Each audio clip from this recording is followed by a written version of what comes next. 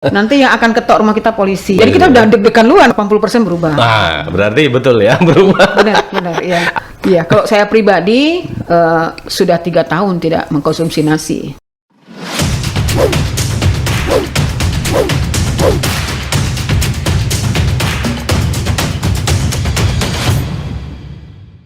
Assalamualaikum warahmatullahi wabarakatuh. Waalaikumsalam. Kembali bertemu dengan saya Rasman di Rasman Podcast. Untuk podcast kali ini saya dan kita semuanya kedatangan tamu yang istimewa ini, luar biasa ya. Beliau seorang perempuan yang luar biasa tangguh yang pernah saya kenal lebih kurang 20 tahun yang lalu ya. Dan saat ini satu keluarga tinggal di luar negeri, tepatnya di Istanbul, Turki. Saya tidak ingin berlama-lama dan tidak ingin membuat ya sobat lebih lama lagi penasaran. Dan di depan saya sudah ada ya, Assalamualaikum Bu Rahmawati Aida Putri. Waalaikumsalam warahmatullahi wabarakatuh. Ya, ini biasanya kalau teman-teman panggil Bu Aida, ya. Kalau kami dulu panggilnya Kak Aida, ya. Dan Kak Aida Rahmawati Aida Putri, gitu ya. Iya, benar. Ini sering terbalik-balik. Iya, Aida di tengah. Sering Aidanya dibuat duluan di awal gitu Di ya. awal, iya. Nah, kalau basic pendidikan beliau, kami dulu satu kampus, cuman beda jurusan. Ya, saya ekonomi pembangunan dan beliau akuntansi, gitu ya. Benar. Nah, jadi akuntan sebetulnya. Ya, seorang akuntan. Saya panggil Bu, Kak, atau gimana? Atau apa? Aneh. Iya, ibu tuh aneh juga ya. Aneh. Ini panggilan ibu ya di Turki gitu Iya, ya. Aneh. Ya, Aneh. Ini kapan sampainya di Indonesia? Alhamdulillah sudah 2 pekan ya sampai di Indonesia. Alhamdulillah. Sudah 2 pekan. Sudah 2 pekan. Ya, ini bolak-baliknya sudah yang keberapa ini? Ada dihitung nggak ya? Saya nggak hitung lagi. Nggak dihitung lagi ya? Hitung lagi. Wah, ini sepertinya Turki Indonesia atau Turki Acehnya itu sudah seperti pulang kampung ya, dari satu kampung ke kampung lainnya gitu. Masya Ya. Allah, alhamdulillah iya. Ya, nggak ingat itu sudah berapa ya? Nggak ingat. Nggak ingat ya? Iya. Tapi terasa jauh atau udah dekat saja gitu? Alhamdulillah udah dekat. Sudah dekat Udah ya? dekat. Iya. Karena berapa jam itu penerbangannya? Kalau direct ya, biasanya tuh Turkish yang satunya direct itu ke Jakarta Istanbulnya atau sebaliknya itu sekitar 11 jam 40 menit, 12 jam 11 ya. jam gitu ya. Nah, kalau kita sering transit itu 16 jam penerbangan. Jadi biasanya bisa transit di Oman, Dubai, Belanda, atau mungkin di New Delhi, atau di Qatar, atau di Riyadh, Saudi. Masih lebih jauh kalau dari Semelu mau ke Banda Aceh. Dari Semelu ke Banda Aceh bisa 20 jam gitu kan. Ya.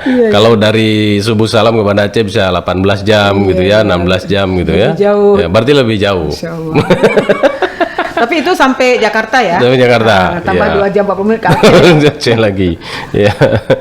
Baik. Terus setelah menjadi orang Eropa, Masya Allah. apa yang berubah dari ya Bu Aida nih? Mungkin belajar ya. Jadi belajar bagaimana melihat kondisi kita, karena saya sendiri juga termasuk praktisi pendidikan, kemudian juga terlibat di kegiatan sosial ya, juga dalam beberapa kegiatan-kegiatan organisasi lainnya. Sebenarnya berubah dalam artian apa yang perlu kita ambil, perlu kita pelajari, itu kita bawa untuk kita. Jadi lebih ke situ sih sebenarnya. Kalau secara yang lainnya kita tetap tidak serta-merta tinggal di Eropa atau seperti orang Eropa, tidak seperti itu. Ya. Tapi ya ginilah, yang paling cepat orang berubah itu kan makannya. Oh, iya iya. Sebelum mindsetnya berubah Iya. misalnya, itu gimana Iya. makannya? Apa memang betul-betul udah berubah gitu kan? Alhamdulillah 80% berubah. Nah, berarti betul ya berubah. Benar, benar, iya. Apanya yang berubah? Pertama jadwalnya. Jadwalnya. Kemudian pola makan jelas berubah. Jadi kalau mungkin di kampung saya dulu di sini lebih banyak menggoreng, di sana lebih banyak merebus. Merebus. Kalau jadwalnya apa yang berubah? Jadwalnya di sana tidak ada makan pagi, makan nasi misalnya. Jadi hanya minum. Kalau mereka bilangnya teh itu chai ya. Chai, ya. Chai. Nah, jadi Tanpa gula, gula batu tanpa ya? Gula, iya. Atau gula batu ya? Kemudian besar gelasnya juga jauh beda. Kecil. Kecil banget. Ya, jadi Ya, segini ya? iya kecil, iya kecil kali itu tempat minum chainya. Iya. Walaupun orang Turki sebenarnya sering berulang-ulang, walaupun kecil tempatnya ya. Jadi dia terbiasa untuk tidak makan berat di pagi hari, kemudian makannya di siang hari dan malam hari juga tidak makan, makannya di sore hari, jadi terbiasa gitu. Nggak makan malam berarti ya? Nggak makan malam. Jadi cuman pagi, Iya, siang, sore. siang, sore gitu ya? Kemudian kalau di musim panas, karena siang itu lebih lama dan malam itu lebih pendek, jadi memang udah nggak ada agenda makan lagi malam. Jadi Isya itu bisa jam 11 kurang sedikit, Maghrib jam 9 kurang sedikit, setengah 4 sudah subuh. Jadi pendek sekali malamnya. Oh gitu. Iya, itu musim panas. Bulan 6, 7, 8 musim panas. Berapa jam jadi? Bisa 18 jam siangnya. Siangnya 18 jam, 1,5 kali berarti ya, 12 Ya. ditambah lagi setengah hari, jadi malamnya cuma 6 jam. Iya, ya. Cuma 6 jam. 6 jam, iya. Oh, makanya tadi isanya jam 11 dikit. 11 kurang sedikit ya. Gitu ya. Iya, betul. Waktu di sananya. Betul. Jadi berubah juga pola tidur, berubah juga pola makan, gitu. Jadi ketika balik ke Indonesia juga penyesuaian lagi. Saat kita tidur di sini jam 10, jam 11 malam, kita nggak bisa tidur. Menjelang subuh di sini ngantuk, karena di sana baru mulai tidur gitu kan. Tidur. Ya, tapi alhamdulillah nih setelah 2 pekan udah mulai ketemu nih yang aslinya dari Indonesia. Kembali Setelah 2 pekan. Setelah 2 pekan sudah mulai penyesuaian lagi. Kan di sana beras mudah juga ketemu ya atau Mudah banget. beras? Iya. Oh gitu. Iya. Itu dari mana berasnya? Ada di setiap market dijual, namanya pilaf. Ya. Jadi mereka juga mengkonsumsi nasi, cuma nasi mereka mungkin kayak kita sesekali makan bubur gitu ya.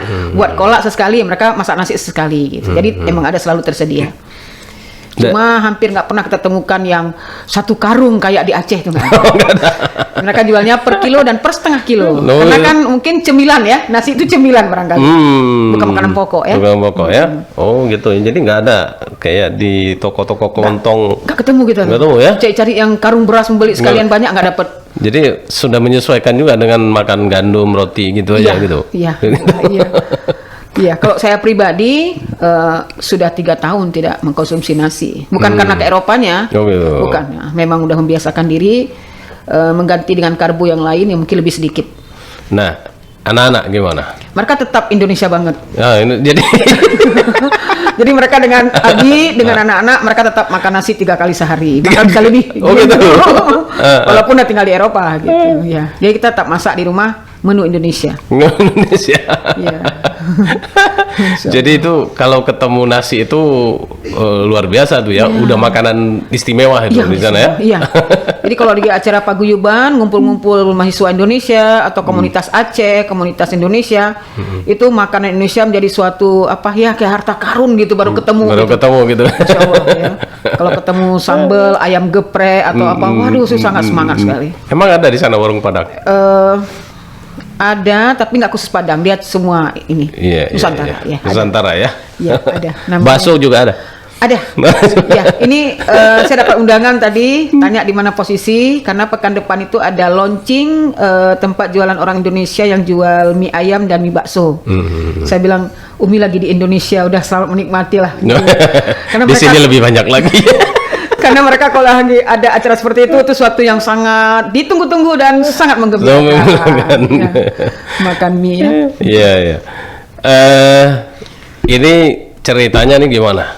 Bisa satu keluarga nih ke Turki? Ya, ini kayaknya pertanyaannya berawal dari yang nanya ini.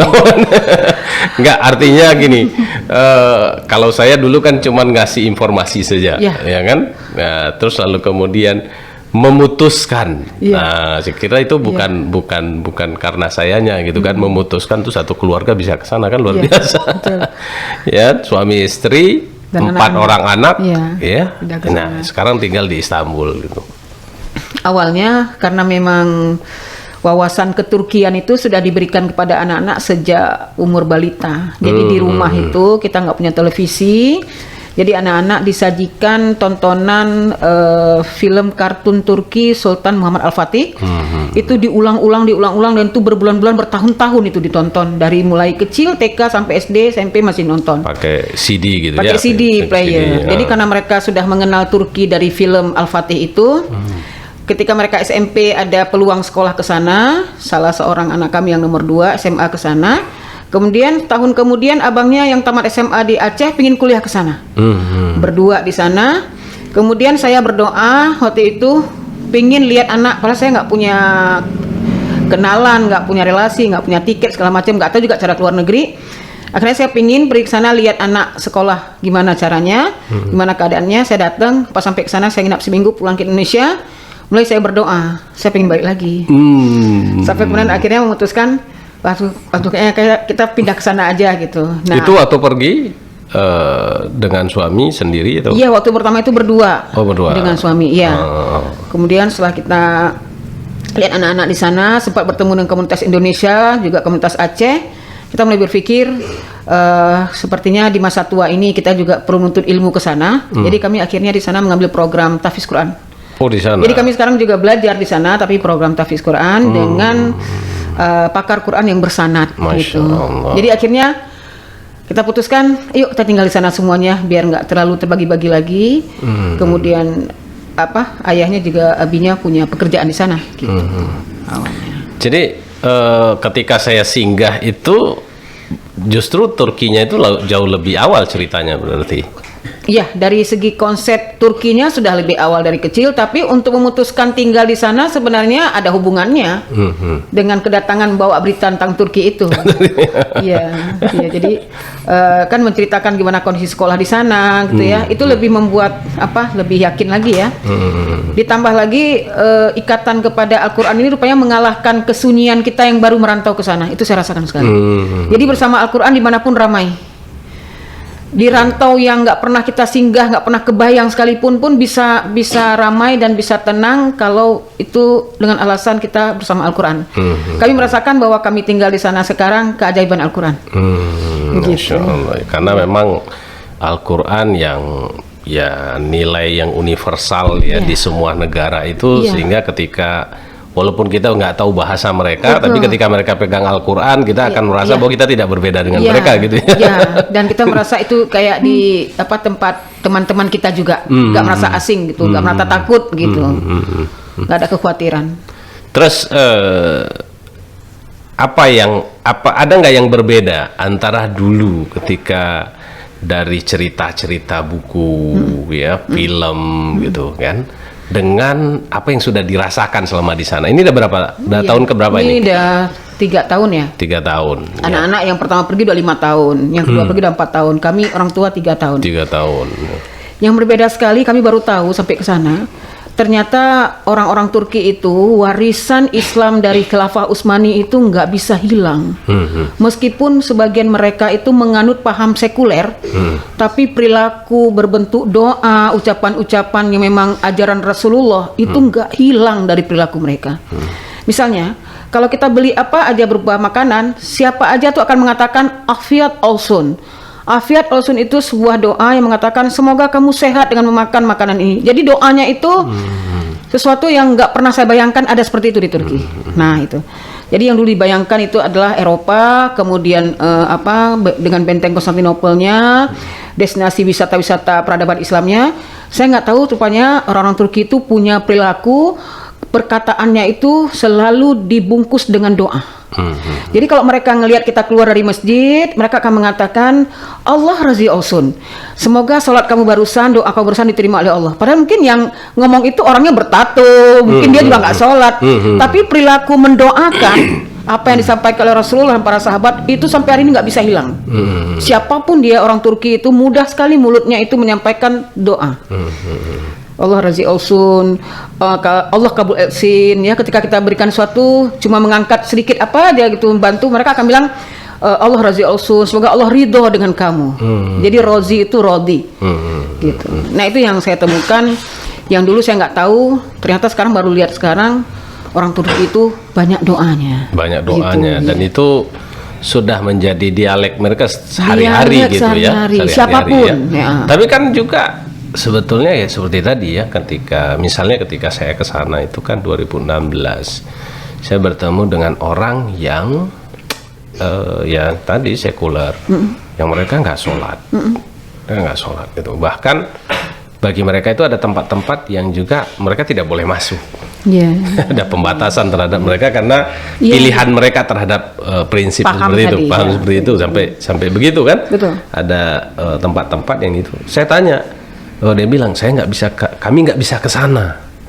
Saya nggak paham ini, kami nggak bisa ke sana itu apa gitu kan? Belakangan saya tahu ternyata guide-nya ini orang sekuler, jadi dia nggak sholat memang gitu. Ya.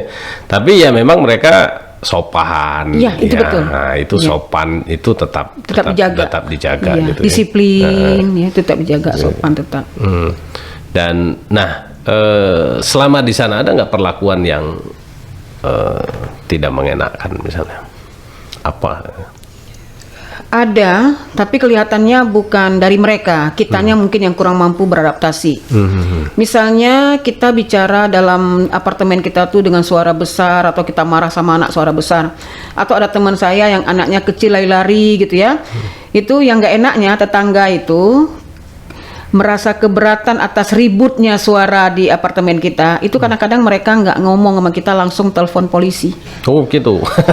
Nanti yang akan ketok rumah kita polisi. Oh, bukan langsung dengan ininya ya? Iya, mereka nggak suka berurusan orang secara per pribadi. orang. Nggak suka. Jadi langsung pakai hukum aja. Ada SOP, ada hukum, jalankan SOP-nya. Tiba-tiba rumah kita diketok, pas kita buka polisi yang datang, ya kan? Zabita istilah kami di sana. Dan kan? itu kejadian gitu. Kalau kami enggak, ini cerita teman-teman ya, yang teman-teman dekat. Jadi begitu dibuka pintu, polisi langsung nanya, ada apa dengan anak kamu? Apakah dia ribut? Apakah dia nangis? Jadi polisinya datang kayak sebagai penyuluh gitu. Tapi polisi gitu. Jadi kita udah deg-degan luan gitu ya. Padahal cara tapi nggak dengan sangar juga ya, nggak ya, dengan temperamen begitu ya. Bukan. Jadi itu diurus oleh polisi kalau ribut-ribut itu. Ada apa dengan anak kamu? Kenapa dia? Apakah dia sakit? Ada yang bisa dibantu? Nah, gitu. Cuma polisi yang berusaha. Kamu bingung lah ya, Bapak taunya dari mana gitu ya? Ada laporan rupanya kan. Jadi hampir semua hal-hal yang berhubungan dengan kenyamanan, privasi, mereka main polisi aja. Jarang mereka mau ketok, tolonglah jangan ribut. Ada ibu kami lagi sakit, misalnya gitu. Itu jarang. Gitu. Tapi kami sendiri nggak pernah mengalami. Cuma itu termasuk hal yang tidak mengenakan. Kami agak sedikit menjaga-jaga, jangan sampai datang polisi. Gitu loh. Nah itu. Kemudian kondisi di sana itu privasi untuk tidak membuat ribut itu memang cukup berjuang buat kita orang pendatang, karena kita di sini kan semua serba dikepoin gitu ya. Iya, iya. Misalnya di bus gitu, kita nggak bisa nerima telepon, nggak bisa ngobrol, nggak bisa apa. Kalau kita ngobrol, mereka akan melihat dengan pandangan yang tidak bagus dan mereka menganggap kita mengganggu. Sementara kita di sini kok naik, misal saya nih berjalan dari Banda Aceh ke Lusmawe misalnya, itu sepanjang jalan kalau ada ibu-ibu di samping saya, kami langsung kenalan dan ngobrol terus itu di mobil. Ibu dari mana, kerja di mana, anak berapa, terus sepanjang jalan kami ngobrol. Sana nggak ada ya? Di sana nggak, diam. Masing-masing aja. Iya. Rata-rata pakai headset, semua komunikasi dengan jalur masing-masing. Jadi emang nggak boleh ribut, nggak ada kepo-kepo, nggak mau tanya, nggak apa. Tapi kalau kita butuh bantuan, mereka diam-diam langsung bantu dan tidak perlu kita bilang terima kasih.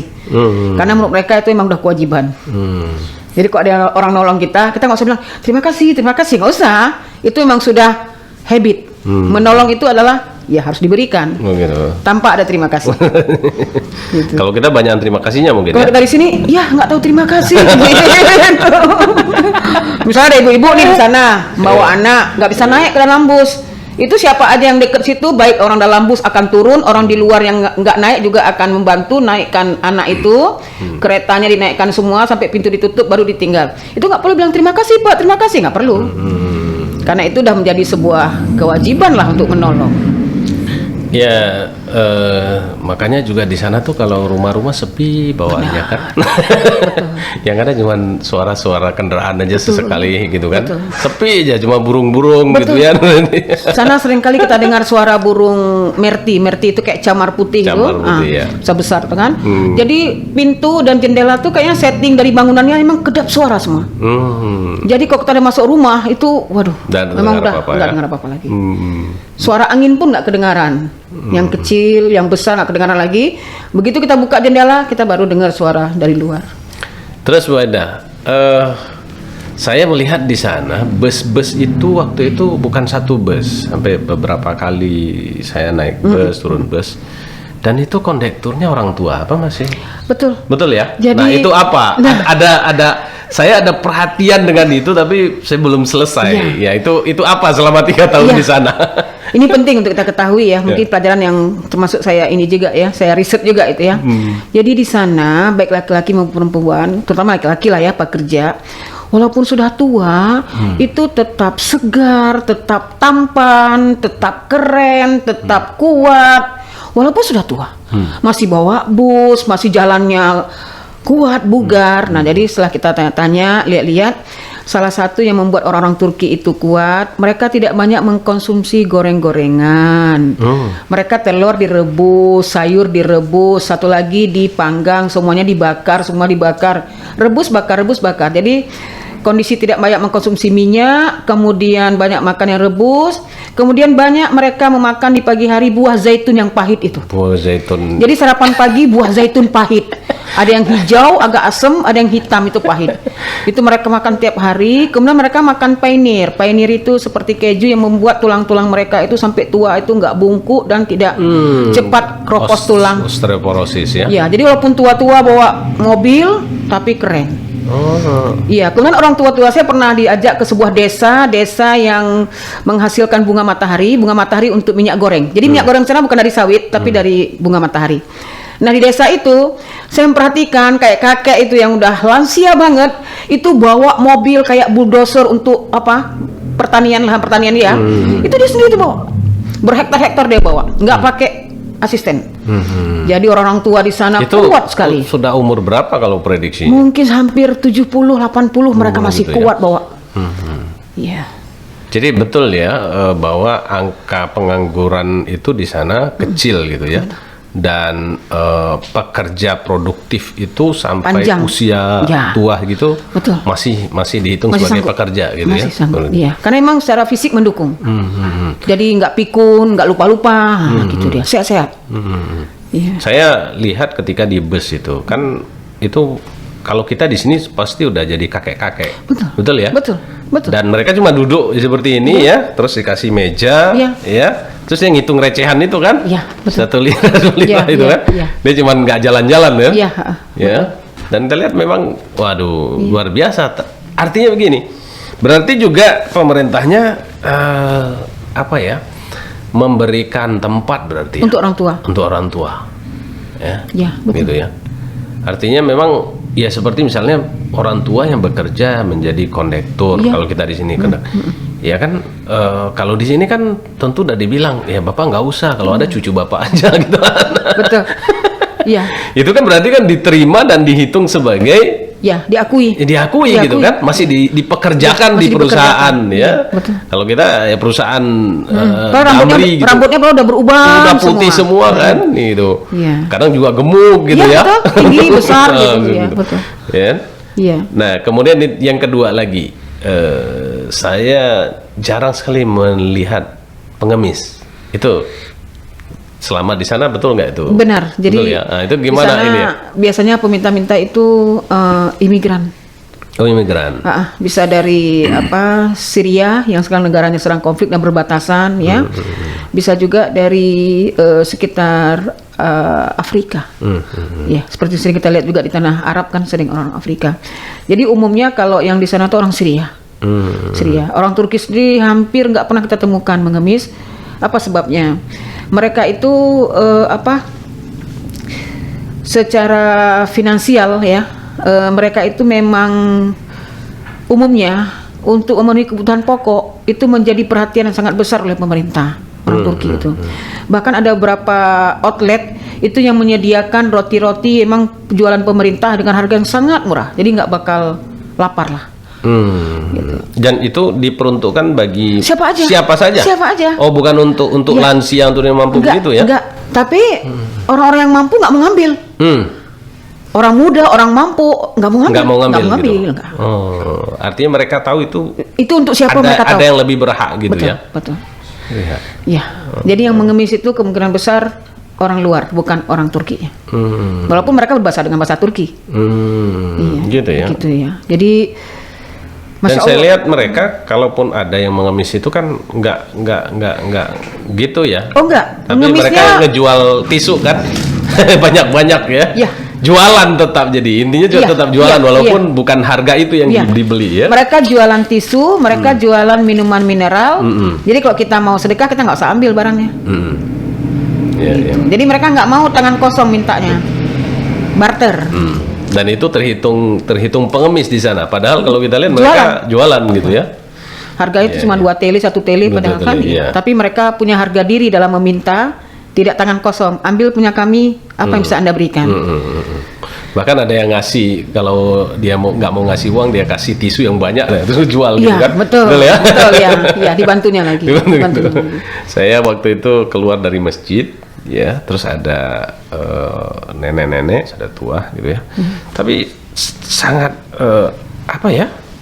Pakaian juga tidak kumal, Iya. ya, pakaian rapi, ya, bersih, ya, walaupun tidak mahal atau bersahaja gitu kan. Terus ambil duduk posisi yang bagus, sini apa namanya, gerbang, pintu gerbang, nanti duduk gitu. Di situ tisu. Iya, iya. Nah, makanya saya tahu waktu itu pas tisunya tinggal sedikit, ada yang ngantar. Gitu. Kasihkan tisu kecil-kecil. Iya, yang betul, yang kecil-kecil kecil-kecil, gitu. Jadi yang orang bisa masuk kantong Iya, iya, gitu kan. kayak besar. Saya belum tahu itu pengemis. Ya, itu pengemis. Saya belum tahu pas setelah cerita-cerita, kalau pengemis di sini begitu. Iya. Ya, jadi pengemis mereka tidak meminta, tapi mereka melayani, menjual apa yang ada. Gitu ya. Orang sudah tahu nih Dia pengemis, tahu. jadi dia beli dengan harga lebih mahal dan dia nggak ngambil barang itu. Ya. Nggak tahu kalaupun diambil tadi kembalian uangnya nggak diambil Lebih, gitu ya, ya, lebih betul, gitu ya. betul. Iya, iya. Luar biasa. Iya, iya. Ada satu lagi yang menarik di sana untuk cerita tentang orang Turki kenapa tidak mengemis ya. Jadi tempat kami tinggal itu di Istanbul dan umumnya seperti itu. Kalau udah di luar pintu apartemen kita, itu semua diurus negara. Sampahnya, airnya, selokannya, lumpurnya. Jadi di sana aspal itu dicuci oleh mobil pemadam kebakaran. Aspal depan rumah kita dicuci. Jadi kalau kayak sampah itu Negara semua, tidak ada kutipan bayaran apapun. Nggak ada kutipan? Tidak ada. Semuanya negara yang ngurusin rumput, ngurusin sampah, ngurusin lumpur, ngurusin debu, ngurusin kotor tuh semua negara, semua kita nggak ada bayar apapun. Kita ngurusin. mungkin bayarnya di awal nggak atau di akhir semacam pajak begitu. Tidak sebanding. Oh gitu. Tidak sebanding. Kan- Memang kita tinggal di sana untuk mengurus surat resident card kita kan kita bayar untuk ikamat itu ada sekitar 700.000 itu per tahun, nggak sebanding lah kayaknya nggak ke situ. Memang pelayanannya besar sekali. Jadi kalau kita keluar rumah pakai sepatu itu sampai kita balik lagi, mas sepatu kita nggak kotor. Karena jalannya itu dicuci sama mobil pemadam kebakaran. Dicuci ya? Dicuci, aspal itu disemprot semua sampai habis itu lumpur. Debu-debunya. Ya. Debu-debu itu. Ya, jadi yang di teras rumah kita itu udah urusan negara itu. Nggak ada satu perumput, nggak ada sampah, itu semuanya. Kemudian mereka juga dekat-dekat beberapa rumah itu menyiapkan taman punya kecamatan atau punya kabupaten. Di situ ada lapangan basket, lapangan voli, lapangan untuk anak kecil, lapangan untuk orang dewasa, lapangan futsal. Kadang di situ juga ada perosotan untuk anak-anak main, kemudian ada bangku-bangku, ada gazebo-gazebo, semuanya gratis. Siapa aja pakai, malam nggak pulang-pulang nggak apa-apa. Lampunya banyak banget malam hari, itu semua gratis. Jadi yang membuat pelajaran mungkin yang bisa kita ambil ya, kelihatan banget pemerintah atau negara memang memakmurkan, mensejahterakan, menyenangkan rakyatnya. Iya, tentu kan sebagai negara yang ya pernah besar, ya dia pernah besar, dan itu kemudian mendidik karakter warga negaranya menjadi ya superior seperti itu, ya. Dan mereka merasa seperti bahasa saja kan mereka di sana nggak pakai bahasa Inggris ya. Jarang. Nama-nama juga sulit sekali kita temukan Ya. gitu kan. Walaupun mereka tahu bahasa Inggris kan. Tahu, ya. Tapi kalau komunikasi kan mereka nggak mau. Nggak terlalu disukai. Itu pernah tanya nggak kenapa atau pernah punya pengalaman gimana gitu? Kalau tanya langsung ke orang Turki nggak pernah, tapi coba diskusi dengan beberapa komunitas yang di sana. Ada latar belakang sejarah. Dulu Inggris pernah menjajah, berupaya untuk menjajah Turki. Jadi ada sebuah film, nanti boleh nih recommended sekali untuk ditonton ya, namanya Saidul Bahar. Saidul Bahar 32 saat. Jadi itu adalah mulut Saat itu episode. waktu Oh, 32 jam. 30 jam. Jadi ada Selat Bosporus itu, dia menghubungkan antara Laut Hitam, Kara Denis, dengan Laut Marmara. Nah, Kara Denis ini langsung terhubung ke Eropa semuanya. Itu pernah mau dimasuki Inggris dari arah Bosporus untuk menguasai Turki. Nama tempat yang mereka ingin ambil itu namanya Çanakkale. Çanakkale itu punya sejarah, dan itu juga anti sejarah. Kenapa di situ nanti Mustafa Kemal Atatürk, salah satu pimpinan pasukan komandan itu, kemudian dia mengalahkan Inggris, ya. Ada sejarah di situ. Nah, jadi itu dalam film itu, sejarah dokumen itu, bahwa Inggris itu pernah ingin menjajah Turki, tapi dihadang oleh masyarakat sipil dan tentara Turki. Akhirnya Inggris kalah. Jadi dalam sejarah memang Inggris pernah ingin menjajah Turki. Itu satu, itu yang saya hasil diskusi. Yang kedua, tumbangnya Khilafah Utsmani juga ada peran-peran dari pemerintah Inggris juga. Jadi akhirnya dalam sejarah mereka menganggap ini kayaknya kurang harmonis. Akhirnya bahasa mereka pun tidak terlalu dipopularkan di negara itu. Tapi sekarang sudah ada kampus yang menyiapkan jurusan yang boleh pilih bahasa Inggris, sudah ada. Kok dulu memang sama sekali Turki aja gitu. Jarang sekali orang Turki bisa bahasa Inggris. Bahkan di bandara pun jarang, ya. Satu ada, sedikit sekali. Dan itu memang ya secara nasional ya. Artinya mereka menganggap menggunakan bahasa Inggris itu berarti mereka secara psikologis sudah terjajah gitu. Begitu ya. Mereka jadi bangga sekali. Siapapun datang ke negara mereka tanya Türkçe biliyor musun? Kamu tahu bahasa Turki? Itu dia tanya. Kalau kita bilang enggak, yok misalnya tidak gitu. Aduh, udah pelayanan udah mulai kurang. Karena dia mau ngomong apa, dia nggak bisa bahasa Inggris. Gitu.